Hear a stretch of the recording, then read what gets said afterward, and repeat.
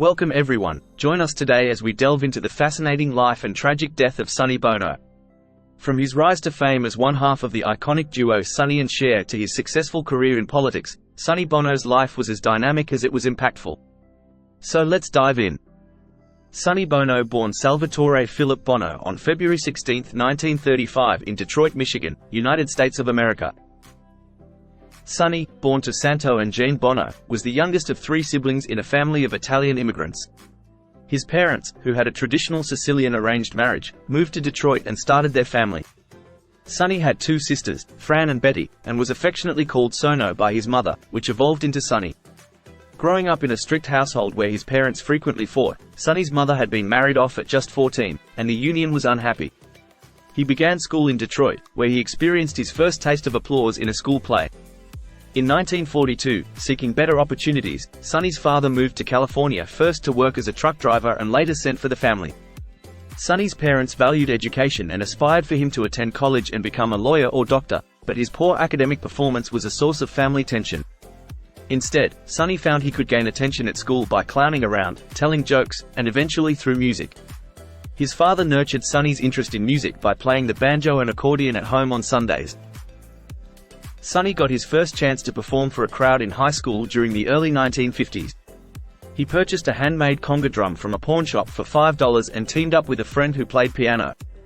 They performed popular hits, blues, and R&B songs in a side room at the recreation center across from the high school football field, where everyone gathered after games. Sonny learned these songs by listening to Hunter Hancock's radio show, which featured pre-rock and roll records by artists like Winnie Harris, Big J McNeely, and Johnny Otis. He later picked up the ukulele, learning 3 chords, which allowed him to start writing songs. In early 1952, Sonny and a friend composed his first song, Ecstasy. He auditioned for a spot on the local TV show Peter Potter's Search for Songs, inspired by Ted Mack's Amateur Hour. Sonny won the competition, performing in front of a supportive crowd of friends and family. The rousing ovation he received solidified his desire to pursue a career in music. After graduating from high school, Sonny's life took an unexpected turn when he met Donna Rankin, got married, and took jobs at Better Foods and Douglas Aircraft. However, he soon realized he was unhappy with both his job and marriage. His first break in music came when Johnny Otis agreed to record him singing Ecstasy, but the record failed. He then found work as a songwriter for Crystal Records, owned by popular singer Frankie Laine, before moving to Specialty Records, an independent label in Los Angeles run by Art Rupe. Specialty was a significant label in rock and roll's early days, with a roster of black artists including Little Richard, Lloyd Price, Sam Cooke and the Soul Stirrers, Guitar Slim, Percy Mayfield, Don and Dewey, Larry Williams, and John Lee Hooker. Sonny's first major achievement at Specialty Records was writing High School Dance, the B-side of Larry Williams' hit Short Fat Fanny, which climbed to number 5 on Billboard's Hot 100 and number 1 on the R&B chart. Williams' subsequent hit, Boney Maroney, reached number 14 on the Hot 100 and number 4 on the R&B chart in late 1957, with the B-side, You Bug Me Baby, co-written by Bono, charting at number 45. Bono and Williams also co-wrote She Said Yeah, the B-side of the 1959 single Bad Boy. Although the single didn't chart, both songs were later covered by the Rolling Stones and the Beatles, respectively, in 1965. Additionally, Bono wrote Coco Joe for Don and Dewey, which was covered by the Righteous Brothers in 1963. Art Rupe recognized Bono's talent and promoted him to an A&R, artist and repertoire position at Specialty. In this role, Bono produced an unreleased Sam Cooke song, I'll Come Running Back to You, which became a number 18 pop hit after Cooke left Specialty for Keane Records. This success allowed Bono to moonlight as a record producer for other labels. During this period, Bono's wife gave birth to a baby girl, and the family moved to Hollywood, renting a home owned by Art Rupe. Sonny was enjoying a lucrative career, though it kept him away from his wife and family, when his fortune took a downturn. His boss, Art Rupe, discovered Bono's side projects and fired him from his A&R role at Specialty Records, also evicting him from the home he was renting. Following the separation from his wife, Sonny founded his own independent record label, Gold Records, which had failed by 1961. Bono then transitioned to a promotion job with Record Merchandising, an independent distributor in Los Angeles. Despite limited success as a promoter, his fortunes shifted when he met a 16-year-old runaway named Sherilyn Sarkeesian, also known as Cher, who was 11 years his junior. Cher aspired to be a performer, and she viewed Sonny as a well-connected figure in the music industry who could help her break into the business. When Cher found herself homeless, Sonny invited her to stay in his apartment. Initially, their relationship was platonic, with Sonny offering stability and making it clear that he wanted to help her achieve her dreams. Cher, seeking a way to realize her aspirations, accepted his support. Over time, their shared ambitions led to a romantic relationship rooted in friendship, trust, and sincerity, ultimately giving rise to the iconic duo Sonny and Cher. Earlier, Sonny had befriended Jack Nitzsche, another aspiring musician. In 1962, they co-wrote Needles and Pins, which Jackie DeShannon recorded, reaching number 84 on the charts in 1963. The Searchers later covered the song, taking it to number 13 on the Hot 100. The success of DeShannon's single helped Sonny secure a job at Phil Spector's Phil's Records. At the time, Spector was a leading producer, renowned for his wall of sound technique. Despite Sonny's efforts to get Spector to record with Cher, she ended up singing backup on several Spector hits, including the Crystals' Da Do Ron Ron, the Ronettes' Be My Baby, and the Righteous Brothers' You've Lost That Loving Feeling. In 1963, Sonny and Cher recorded their first single as Caesar and Cleo on Vault Records, inspired by the Elizabeth Taylor-Richard Burton movie Cleopatra. After the Beatles' arrival in early 1964, Phil Spector produced a novelty record for Cher titled Ringo, I Love You, under the pseudonym Bobby Joe Mason, though it failed to chart. By 1965, Sonny had parted ways with Spector and wrote Baby Don't Go for Cher, which was released as a Caesar and Cleo single and became a minor hit. This success led to bookings with acts like Ike and Tina Turner, the Dave Clark Five, and the Animals. Ahmet Ertegun signed Sonny and Cher to the Atco label, a subsidiary of Atlantic Records, while Liberty Records signed Cher as a solo artist. The duo struck gold with their second Atco single, I Got You Babe. Originally intended as the B-side, Sonny believed in the song's potential and offered an exclusive acetate to KHJ, a popular Los Angeles radio station. The immediate positive response prompted Atco to release I Got You Babe as the A-side, resulting in a #1 hit during the summer of 1965. In late August, Sonny and Cher performed 3 sold-out shows at Daniel's Den in Saginaw, Michigan. During an interview with teen reporters Deb Hardin and Joe Hintzer from the Saginaw News, Sonny, wanting to downplay the age gap between him and Cher, claimed to be 24.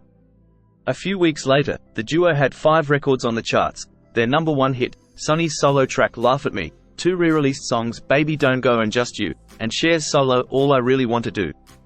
By early 1966, they added 2 more hits, What Now My Love and Cher's Bang Bang, My Baby Shot Me Down. In just 9 months, Sonny and Cher had placed 11 records on Billboard's Hot 100, both as a duo and solo artists. Their debut album, Look At Us, also became a major success, spending 8 weeks at #2 on the LP chart. Almost all of these recordings were written and produced by Sonny Bono. However, the music scene was rapidly changing in the 60s. By the end of 1966, Sonny and Cher's new releases struggled to break into the top 40. Their anti-drug stance appeared out of touch as the psychedelic movement began, making their last significant hit, The Beat Goes On, which reached #6 in early 1967, a notable departure from Sonny's earlier Spector-influenced productions. In an effort to revive their earlier success, Sonny and Cher ventured into filmmaking with the movie Good Times. Sonny took charge as director, working extensively on the script. However, the film flopped upon its release in 1968, mirroring the couple's struggling recording career, which hadn't seen a top 40 hit since The Beat Goes On. Undeterred by Good Times' failure and eager to rejuvenate their career, Sonny invested their savings into a dramatic film he scripted for Cher titled Chastity. Despite the film's poor reception, their daughter Chastity's son was born in March 1969, named after the movie in which she was conceived. Facing financial strain, Sonny and Cher turned to nightclub performances in Las Vegas and across the country. They gradually incorporated a comedic routine alongside their music, with Cher delivering sharp-witted remarks while Sonny played the straight man and often the target of her jabs. Despite appearing as the hapless figure on stage, Sonny was the mastermind behind the show, controlling everything from the musical arrangements to the jokes. Their persistence finally paid off when they landed a television special titled The Nitty Gritty Hour, featuring skits, slapstick comedy, and live music, which garnered critical acclaim. This success opened doors to guest appearances on various TV shows and a stint as guest hosts on The Merv Griffin Show. Subsequently, CBS offered them their own variety show, The Sonny and Cher Comedy Hour, initially airing as a summer replacement in 1971 before moving to primetime later that year. The show became an instant hit, quickly climbing into the top 10 ratings. Over its 4 seasons on CBS, the series earned 15 Emmy nominations, winning 1 for direction. The TV show's success also revitalized Sonny and Cher's music career, spawning a hit album titled All I Ever Need Is You, featuring 2 top 10 singles, the title track and A Cowboy's Work Is Never Done. However, by the show's 3rd season, Sonny and Cher's marriage was unraveling, and they separated later that year. Following their divorce, Sonny and Cher each embarked on their own television ventures in the 1970s. From 1976 to 1977, the divorced duo reunited to perform on The Sonny and Cher Show. Their final joint appearance took place on Late Night with David Letterman on November 13, 1987, where they delivered a rendition of their iconic song I Got You Babe. While Cher achieved immense success in both music and films, Sonny transitioned away from the music industry. He would venture into several restaurant ventures and pursue acting before later transitioning into a highly successful political career that culminated in his election to the U.S. House of Representatives. Sonny's acting credits span numerous television series, including appearances in The Man from U.N.C.L.E. alongside Cher in The Hot Number Affair, Fantasy Island, Charlie's Angels, The Love Boat, The $6 Million Man, and Chips. He took on diverse roles such as rock star Jack Marshall in the 1975 TV movie Murder on Flight 502, featured in the 1980 miniseries Top of the Hill, and portrayed Mad Bomber Joe Cellucci in Airplane 2, the sequel in 1982, and a character in the horror film Troll in 1986. He notably played racist entrepreneur Franklin Von Tussle in John Waters' Hairspray in 1988 and appeared as the mayor of Palm Springs in P.S. I Love You, during the 1991-92 TV season. Bono also made appearances in Lois and Clark, The New Adventures of Superman and the comedy film First Kid in 1996. He even had a cameo as himself in the VeggieTales episode Dave and the Giant Pickle, and in the Silly Songs with Larry segment I Love My Lips. Additionally, Bono guest-starred as himself on the Golden Girls episode, Mrs. George Devereaux in November 17, 1990, where he competes with Lyle Waggoner for Dorothy's affection in a dream sequence, with Sophia hoping for a romance between Sonny and Dorothy. After encountering bureaucratic hurdles while attempting to open a restaurant in Palm Springs, California, Bono delved into politics out of frustration. He successfully campaigned and served as mayor from 1988 to 1992. During his tenure, Sonny initiated the Palm Springs International Film Festival, an event now held annually in his honor.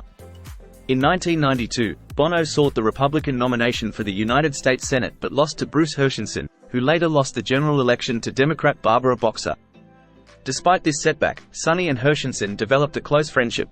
In 1994, Sonny initially planned to run for lieutenant governor but changed course upon Al McCandless's retirement announcement, opting instead to run for Congress. He secured both the Republican nomination and the general election victory, representing California's 44th congressional district. Bono was re-elected in 1996 and served until his untimely death. During his congressional tenure, Sonny co-sponsored a House bill aimed at extending copyright laws. While the Senate did not vote on this bill during his lifetime, a similar version was passed posthumously and named the Sonny Bono Copyright Term Extension Act, sometimes mockingly referred to as the Mickey Mouse Protection Act. Bono also advocated passionately for the restoration of the Salton Sea, raising awareness about the ecological challenges facing the massive lake. His efforts garnered support, including a public appearance by then Speaker of the House Newt Gingrich at the lake's shore in 1998. He remains the only member of Congress to have scored a #1 pop single on the US Billboard Hot 100 chart. Personally, Sonny entered matrimony 4 times. His first marriage was to Donna Rankin on November 3, 1954. They welcomed their daughter Christine on June 24, 1958, but parted ways in 1962. In 1963, Sonny was in a relationship with actress Mimi Mathieu. And in 1964, Sonny tied the knot with Cher, with whom he had a child named Chastity, later known as Chaz, born in 1969. Their marriage ended in 1975. During the mid-70s, Bono had an encounter with Joey Heatherton. On New Year's Eve in 1981, Sonny married actress-model Susie Coelho, but they divorced in 1984. In 1986, he found love again with Mary Whitaker. They had 2 children, son Cesare Alan in 1988 and daughter Kiana Maria in 1991. Mary became a widow upon Sonny's passing. Tragically, on January 5, 1998, Sonny Bono passed away from sustained injuries from a skiing accident in which he hit a tree, at Heavenly Mountain Resort in South Lake Tahoe, California. Following Mary's request, Cher delivered a eulogy at Sonny's funeral where she described him as the most unforgettable character I've ever met.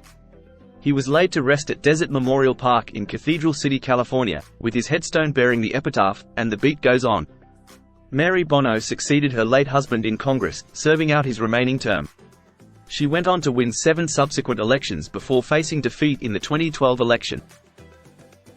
And there you have it. Thank you for watching our tribute to Sonny Bono. His contributions to music, television, and politics left an indelible mark on the world. If you enjoyed this video, please like and subscribe for more stories about legendary figures. Take care and bye for now.